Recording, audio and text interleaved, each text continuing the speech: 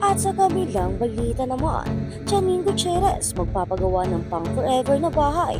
Kung bago ka lang sa channel na ito, huwag kalimutang mag-like, share, comment, and subscribe. Ang daming kinilig sa birthday post ni Janine Gutierrez para sa rumored boyfriend niya, si Jericho Rosales. Magkasama sila sa aktor sa trending series na Lavender Fields.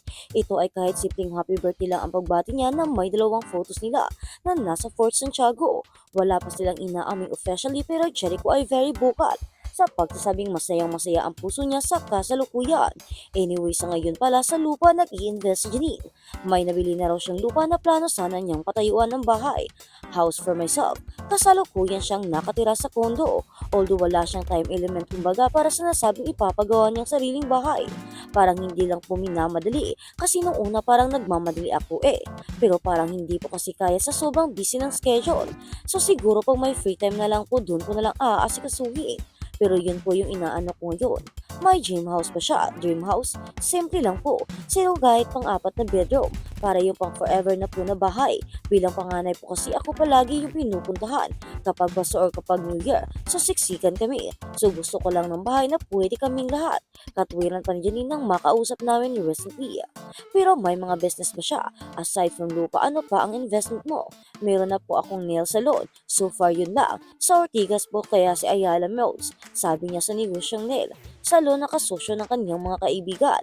With my friends po. Tapos pina-franchise namin kasi friend din namin yung pinaka-owner. Kumikita naman sila ng inumpasan nila nung may pandemic pa. Pero hindi pa siya maluho. Hindi wala po. Pumibili po ako ng mga luxury brand pero iisa-isa lang. Hindi ko po talaga siya luho. Para ang gastos ko na lang kung biyahe lang ito pang Venice. Or dati nakapagbabakasyon kami na family. So yun. Samantala, hindi minamadali nila Janine ang docu-film ng kanyang lola Pilita Corrales. Kabilang siya sa mga producer na nasabing docu-film na Malay Ay Act. Silindiyan ang concept. Iyon ang huling update ito after nag-film kami ng snippet. Yung uli was yung birthday party ni Mamita. Meron siyang super maliit lang na birthday party. Isasama rin namin yung para makilala rin ng mga tao kung sino ba talaga si Mamita behind Asia's Queen of Songs, kung paano siya bilang nanay at lalo lola, how she is behind the scene. Since bata siya umpisahan ang nasabing docu-film, yes opo, sana po buong buhay niya. Gusto ko rin sanang i-share syempre sa ating mga Pilipino, yung mga bata na hindi na siya masyadong kilala. Didirect ito ni Bavirot Villarama. Siya yung director ng Sandy Beauty. Mahaba-haba raw ang proseso nito dahil kinalakal nila ang lahat ng mga material, bagaman marami na raw talagang binaha sa bagyong Undoy. Baka next year pa po or next parang no rush. Gusto ko lang talaga na magagawa ng maayos yung legacy ni Mamita. Hindi pa nila alam kung sa mga sinihan or streaming platform ito palalabas.